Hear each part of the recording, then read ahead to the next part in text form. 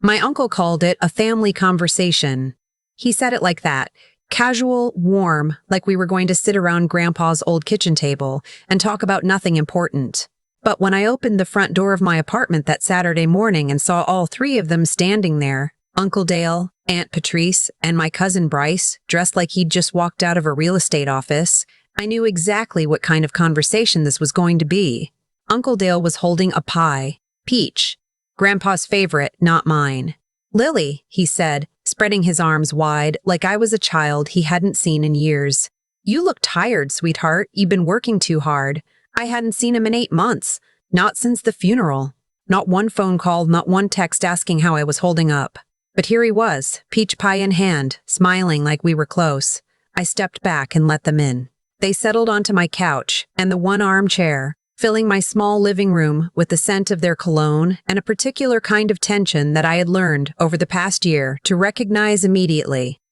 Bryce had a leather portfolio tucked under his arm. He set it on the coffee table without asking, like it already belonged there. "So," Uncle Dale began, leaning forward with his elbows on his knees, "we figured it was time we all sat down and talked about the farm. Really talked. You know, the estate's been sitting in limbo for almost a year now, Lily. That's not good for anybody." I didn't say anything. I just looked at him. "There's a buyer," Aunt Patrice added, her voice careful and sweet. She was always the smoother one, the one who wrapped the knife in silk before she handed it to you. "A developer. He's been after that land for 2 years. And his offer is, well, it's more than fair. More than fair for everyone. Everyone." I almost smiled. Bryce flipped open the portfolio and slid a packet of papers toward me across the coffee table. His name was printed at the top right corner. He'd become a real estate agent 3 years ago. He'd been waiting for this moment longer than any of them I suspected. "The property appraised at $2.6 million, he said. His tone clipped and professional. Like this was a listing presentation and I was a reluctant seller. "The offer comes in at 2.4. Cash. 45-day close. All you have to do is sign off as the trustee, and we can move forward. Split it 4 ways. Clean. Simple. Clean. Simple." I looked at the papers. I didn't reach for them. "I just need a little time," I said. My voice was even. Quiet. Uncle Dale's smile tightened at the edges. "Lily, honey, we've been patient. It's been almost a year." "The longer we sit on this, the more complicated it gets." "I understand," I said. "Do you?" Aunt Patrice's silk slipped just a little, just for a second. "Because from where we're standing, it seems like you might be attached. And we get that. We do. But sentimentality isn't a plan. The farm isn't producing income. The property taxes are coming due. We need to be practical." Practical. That was their word for it. I nodded slowly. I told them I'd look at the papers. I offered them coffee. I smiled the kind of smile that didn't reach my eyes. And about 20 minutes later, they left. Bryce pausing at the door to tell me to call any time, with a card he pressed into my hand. When the door clicked shut, I set the card on the counter next to the pie I hadn't touched. I wasn't going to sign anything, because there was nothing left for me to sign. It was already done. Let me go back to the beginning. Because they didn't know the beginning. They only knew the ending they'd written for themselves in their heads. The one where they walked away with $650,000 each and moved on with their lives. They didn't know about the year before that. About the 4 years before that, actually. My grandfather's name was Harold Marsh. Everyone called him Hap. He was 79 years old when his wife, my grandmother Ruth, passed away. And after that, something in him went quietly and irreversibly dim. He was still himself. He still got up at 5 in the morning. He still walked the fence line every evening. He still made his coffee so strong it could strip paint. But something behind his eyes had softened, and he needed more help than he would ever admit out loud. Uncle Dale lived in Nashville. Aunt Patrice lived in Knoxville. They were 2.5, 3 hours away, close enough to visit, far enough to have reasons not to. I was 26, working as a licensed practical nurse at a clinic 40 minutes from the farm. I was close. I was available. And I was, as my mother used to say about me, with a kind of bemused affection, the responsible one. So I became the one who checked in, The one who drove Grandpa Hap to his cardiologist every 6 weeks, down that long county highway, his hand resting on his knee, telling me the same stories about the Korean War and the summer he broke his collarbone falling off the barn roof. I had heard every story so many times I could recite them back to him word for word. I never let on. I just listened. I was the one who organized his medications after he started getting confused about which pill was which. I built him a little chart, laminated it, taped it to the cabinet above the sink. I was the one who called the vet when the old mare developed a respiratory infection and Grandpa was too proud to admit he didn't know what to do. I was the one who showed up on the February night when the pipes burst in the east wing and spent 5 hours in freezing water, stopping the damage while Grandpa sat at the kitchen table in his bathrobe, directing me with a flashlight. Uncle Dale sent a card that Christmas. Aunt Patrice called on his birthday and talked for 11 minutes. I counted once, out of a kind of tired, dark humor, watching the timer on my phone. Grandpa Hap noticed. He never said it directly. That wasn't his way, but he noticed. I know, because of the conversations we had on the porch in the evenings, when the Tennessee hills went purple and the fireflies started up and he'd be quiet for a long time before he said something. One evening, about 2 years before he died, he said to me, "You know what this land is, Lily?" I said I didn't know exactly what he meant. He said, "It's not the acres. It's not the timber value. It's not what some developer sees when he drives by and pulls over to take a picture." He was quiet for a moment. "It's what your grandmother planted. It's what my father built. It's what I've been trying to keep from falling apart for 30 years. He looked at me sideways. "You're the only one who understands that." I told him I did. He nodded once like that settled something. I didn't know then what he was already putting in motion. The conversation that cracked something open in me happened the spring before he died. I had come over on a Sunday to help him sort through some boxes in the back bedroom, old documents and photographs that had been accumulating since before I was born. I was in the hallway when I heard him on the phone. He didn't know I had come in from the side door. He was talking to Uncle Dale. "I'm not asking you to move here, Dale," Grandpa said, his voice patient in a way that sounded like long practice. "I'm asking if you could come down one weekend this month, just to help me get the truck to the shop. Lily's been doing it, but she works 5 days a week, and I don't want to keep—" A pause. He was listening. "I know," he said. "I know you're busy." Another pause. No, it's fine. I'll figure something else out." He hung up and was quiet for a moment. Then he sighed.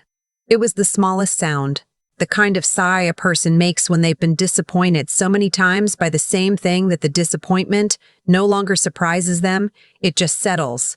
I went back outside and came in through the front door, louder this time, so he'd hear me coming.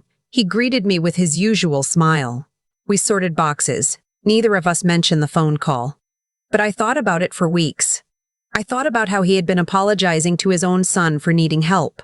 I thought about how Uncle Dale had built his life in Nashville with the comfortable assumption that the farm, the $2.6 million farm that Grandpa Hap and Grandma Ruth had built over 50 years, would be there waiting for him at the end, a windfall he'd done nothing to earn and nothing to protect. I thought about how my aunt and uncle and cousin had not visited once in the 8 months since Grandma Ruth passed, how they sent flowers to the funeral and left before the reception, how they had no idea that the old water heater in the barn had been replaced twice, how they had no idea which medication Grandpa took for his heart and which one was for his blood pressure, how they didn't know the name of his cardiologist or his primary care doctor or the neighbor who checked on him when I couldn't get out there. They didn't know any of it. They just knew the acreage and the appraisal value. And they were waiting. Grandpa Hap died on a Tuesday morning in April 17 months ago. Peacefully, in the bedroom he had shared with Grandma Ruth for 43 years, with the window open so he could hear the birds. I had been there the night before. I held his hand while he slept. The funeral was handle. The casseroles came and went. And within 2 weeks, Uncle Dale had called me 3 times about next steps. Aunt Patrice had emailed a real estate attorney she knew in Knoxville. Bryce had driven out to the farm, walked the property, and texted me a photo of the view from the eastern ridge with the message, "Beautiful piece of land, lots of potential." Potential. He meant money. What none of them knew was that 11 months before he died, Grandpa Hape had asked me to sit down with him at the kitchen table. He had a folder on the table. He had already spoken to his attorney, a man named Gerald Whitfield, who had handled his legal affairs for 30 years, quiet and careful and absolutely without drama, the way Grandpa Hape liked everything in his life. Grandpa pushed the folder toward me. "I want to tell you what's in this before I sign it," he said. "I want you to understand why." I opened it. It was a deed of transfer. He was signing the farm over to me, not as part of his will, not as a bequest to be distributed after his death through probate. Right then, while he was still living, a direct transfer of title. The farm, the house, the outbuildings, the timber rights, all 163 acres, transferred to my name for the recorded sale price of $1, with a life estate clause that allowed him to remain living on the property until his death. I looked up at him. "Grandpa, it's legal," he said simply. Gerald checked it 3 times. "I'm of sound mind," which he documented. "There's no debt on the property. It's mine to give. But Uncle Dale, Aunt Patrice are not entitled to it just because they're my children," he said, and his voice was the quietest I had ever heard it. Not hard, not angry, just certain. "The will divides my liquid assets equally. The savings, the equipment, the livestock, balays, the lavings, the livestock, that gets split 4 ways. But the land," he paused, looking out the window at the field. "The land goes to the person who was here, the person who understood it." My throat was tight. "They're going to be furious." "Yes," he said, "they will. This is going to tear things apart." He looked at me steadily. "Things are already apart, Lily. I just haven't let myself say it out loud." He told me something else that afternoon.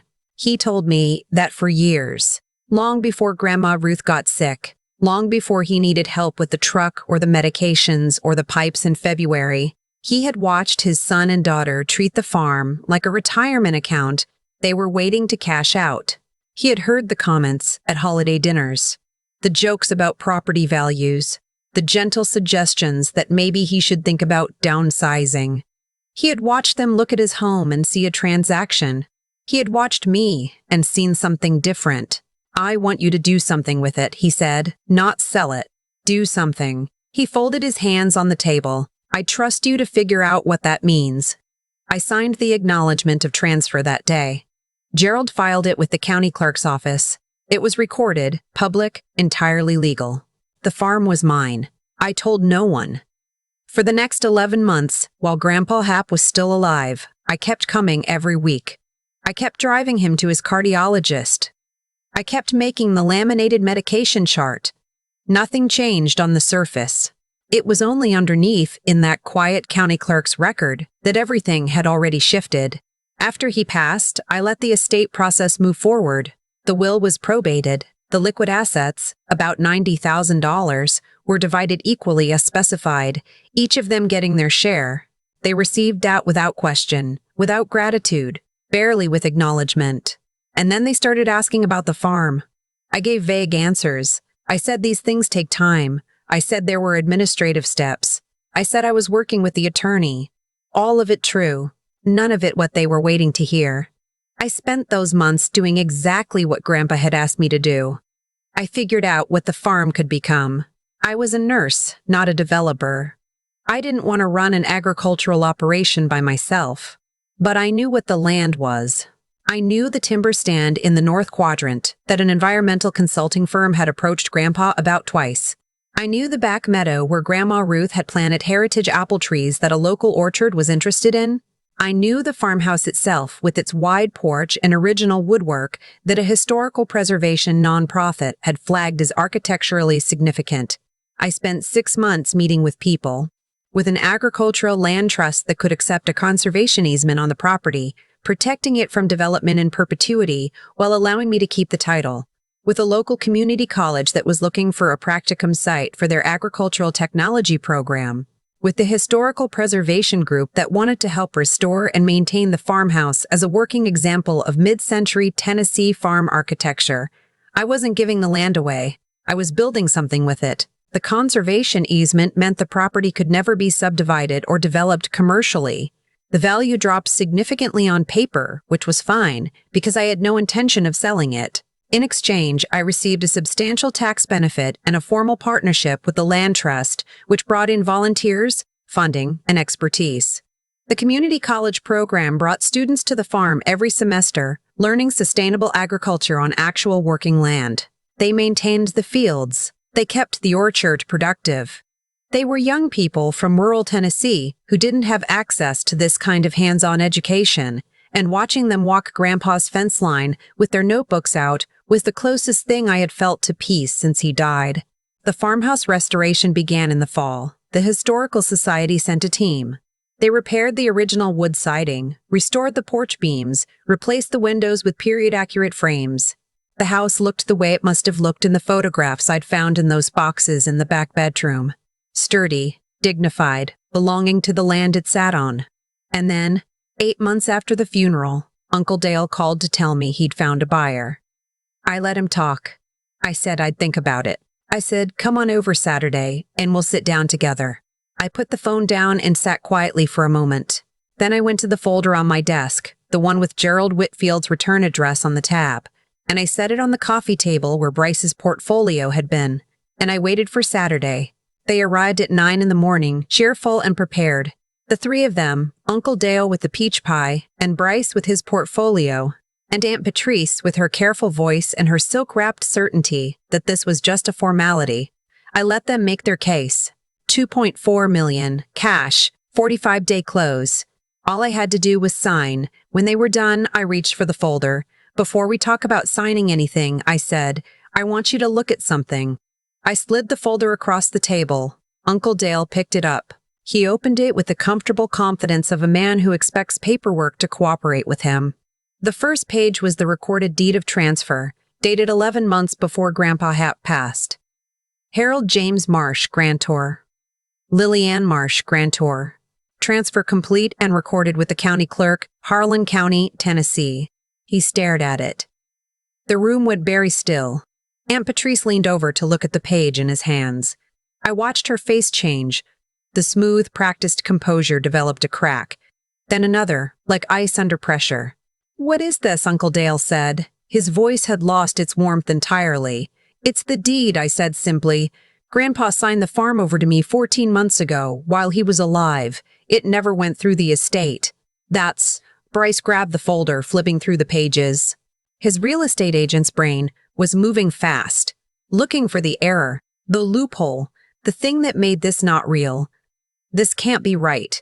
He would have told us. We would have known. He chose not to tell you, I said. He told me. He was sick, Aunt Patrice said, and her voice had gone sharp. He wasn't thinking clearly. His judgment was compromised. We could challenge this. His physician documented his mental competency on the same date as the transfer, I said. Gerald Whitfield, who has been his attorney for 30 years, oversaw the process and has copies of everything. You're welcome to consult your own attorney. Gerald actually expects that you will. Uncle Dale stood up. He wasn't holding the pie anymore. Your grandfather was an old man who didn't know what he was doing, and you took advantage of him. That is what happened here. I looked at my uncle, this man who had called twice a year, who had sent a card at Christmas, who had never once driven 40 minutes to pick up Grandpa Hap's truck, who had left the funeral reception before the food was served, and I felt something settle in me. Quiet and absolute. He knew exactly what he was doing, I said. He told me why. He said the land belonged to the person who was here, the person who understood what it was. I paused. I think he was right. You were manipulating him, Bryce said, his voice tight. You were manipulating him, Bryce said, his voice tight. You were there all the time. Of course he trusted you. You made sure of that. I was there all the time, I agreed, because I was the one taking him to his cardiologist. I was the one managing his medications. I was the one who drove out at 11 o'clock at night when the pipes burst, and I spent until 4 in the morning fixing it. Where were you that night, Bryce? Silence. Where were any of you? I said, and my voice was quiet, not angry, just clear. The kind of clear that comes from having asked a question in your own head so many times that saying it out loud is almost a relief. I am not asking to be cruel. I'm asking because it matters, because that is what this land represents. It's not $2.6 million. It's 40 years of one man's life. It's where my grandmother is buried, under the oak tree at the edge of the south field. It's where I sat on the porch every Sunday evening for 4 years, listening to the same stories until they became part of me. Mom started to speak. I raised my hand gently, not a commanding gesture, just a signal that I wasn't finished. I'm not selling it, I said. I have placed a permanent conservation easement on the property through the Highland Land Trust. The land cannot be developed or subdivided. The farmhouse is enrolled in the State Historical Preservation Program. The fields are being used by the Harlan County Community College Agricultural Program. Every semester, students who grew up in this county get to learn on this land. Grandpa Hap's name is on the scholarship I established for them through the Land Trust Partnership. And Patrice had stopped speaking. She was looking at me with an expression I had never seen from her before. It wasn't anger anymore. It was something older and more complicated. Illiquid assets from the estate were distributed correctly, I continued. Each of you received your portion of the savings and the equipment as the will specified. What Grandpa Hap chose to do with his own property during his own lifetime was his right. And what I choose to do with it now is mine. Uncle Dale picked up his portfolio from the coffee table. He looked at me for a long moment, and I could see him calculating whether there was a legal angle, whether there was any play left, whether Aunt Patrice was right, and they could challenge the transfer on grounds of undue influence. I knew those were the things running through his head because I had spent months anticipating them, and the answer to each one was the same. Gerald Whitfield, 30 years of careful practice, $1, competency documentation, county clerk recorded. There was nothing there. You're making a mistake, he said finally. It was all he had left. I don't think I am, I said. They left. Bryce went first, already on his phone in the doorway. Aunt Patrice followed without looking back. Uncle Dale paused at the threshold, and for just a second his face looked less like the uncle I'd been managing for a year, and more like a man who was genuinely bewildered, who had genuinely not seen this coming, who had not thought of me, quiet, responsible, always there Lily, as someone capable of this. The door closed. I stood in the middle of my living room. The peach pie was on the counter. The folder was on the coffee table. The room felt very large and very quiet. I picked up my keys.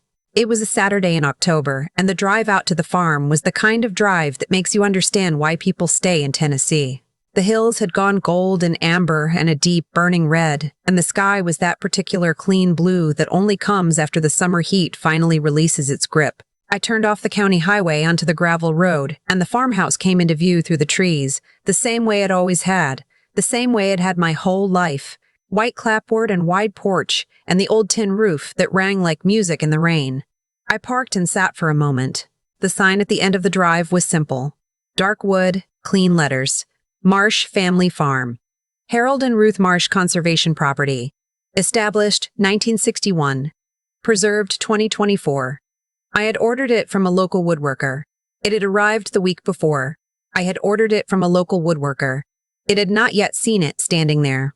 I sat and looked at it for a long time. Then I got out of the truck and walked up to the porch and sat in the same chair I had sat in every Sunday evening for 4 years. The hills were doing their October thing. The fireflies were long gone, but the birds were still moving through, heading south, filling the tree line with sound. Grandma Ruth's apple trees and the back meadow were heavy with fruit.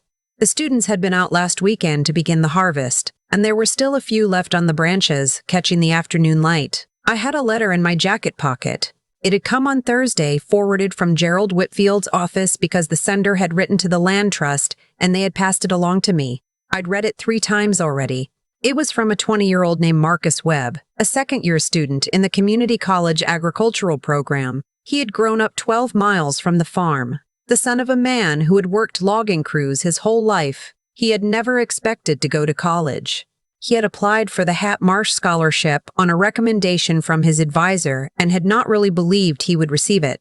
He wrote carefully, in the way of someone who has thought hard about every word. He said that he had walked every acre of the Marsh property as part of his practicum and that it had changed the way he understood what land could mean.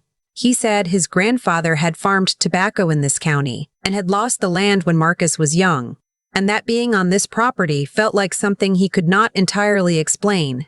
like a door opening into a room he hadn't known existed. He said he was studying soil restoration.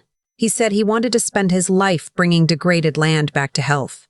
He said, "I know your grandfather never met me, but I feel like I know him a little, walking where he walked. I want you to know that I will take care of this land like it matters, because it does." I folded the letter and put it back in my pocket. The sun was getting low, turning everything gold. Somewhere in the south field, near the old oak tree where Grandma Ruth's marker stood in the grass, a hawk was riding a thermal, drifting in wide, slow circles, in no hurry at all. My grandfather had spent his whole life on this ground, watching those same hills go gold every October. He had known that the people who came with portfolios and offers and peach pies were not the people who understood what they were looking at. He had found in his quiet and careful way the one person who did. Grandpa Hap had said, "I trust you to figure out what that means." I had figured it out. The hawk turned one more slow circle and dropped below the tree line. I sat on the porch and listened to the farm breathe, and for the first time in a long time, everything was exactly as it should be. They came expecting a signature, they left with the truth. And the truth was this: some things are not for sale, some things are for keeping. Some things are for handing forward, carefully, to the people who will understand them. I had been quiet my whole life. I had been the responsible one, the one who showed up, the one who didn't ask for anything. And I had learned in the end that quiet is not the same as powerless. Quiet is just another word for patient. And I had been patient long enough. If you've ever been the one who showed up, the one who did the work and never asked for the credit, subscribe and tell me where you're watching from. Because sometimes the people who say the least have already done the most. There is a kind of person in every family who becomes invisible precisely because they are dependable. They show up. They handle things. They do not complain. And over time, the people around them stop seeing the effort and start seeing only the convenience. They forget that behind every quiet act of service is a person who is watching, understanding, and deciding what kind of person they want to be. Lily was that person. For 4 years, she drove the same county highway, sat in the same waiting rooms, made the same laminated charts, answered the same calls in the middle of the night. She did not do those things because she expected a reward. She did them because she understood that love is not a feeling you declare. It is a practice you show up for, again and again, whether or not anyone is watching. But someone was watching. Her grandfather was watching. And that is the quiet truth at the center of this story. What we do in private, how we treat people when there is no audience, no applause, no obvious benefit to ourselves, is not invisible. It leaves a mark on the people who matter most. Harold Marsh saw his granddaughter clearly, perhaps more clearly than she saw herself. He saw her integrity before she had fully claimed it as her own. The people who arrived with the portfolio and the peach pie and the developer's offer were not wrong to want something. Wanting things is human, but they had made a fundamental error that has nothing to do with law or money and everything to do with character. They had spent years treating a relationship like a waiting room. They showed up only when they needed something. They confused proximity to wealth with entitlement to it. And they had so thoroughly underestimated the quiet person in the room that they walked into a situation they had already lost without knowing it. That is what happens when we treat people as instruments rather than as human beings, with their own inner lives, their own intelligence, their own sense of justice. We stop paying attention. We stop updating our understanding of who they are. And eventually, reality corrects the gap between what we assumed and what is actually true, usually at the worst possible moment for us. Lily did not set out to teach anyone a lesson. She set out to keep a promise. That distinction matters. Revenge is loud and reactive and almost always costs the person pursuing it something they did not intend to spend. But integrity, the decision to act in alignment with what you know is right, quietly, without an audience, that costs nothing and builds everything. What I take from this story is something simple but not easy. The work you do when no one is watching is never wasted. The relationships you tend carefully, the responsibilities you carry without complaint, the promises you make to the people who trusted you, these are not invisible even when they feel that way. They accumulate. They become the foundation that holds when everything else shifts. And the farm still stands. The hills still go gold every October. A young man named Marcus walks the fence line with a notebook, learning how to restore what has been damaged, studying the land the way you study something you intend to love for a long time. That is the inheritance Lily chose to give, not a number on a closing document, a future, a continuing thing. That, in the end, is what lasts.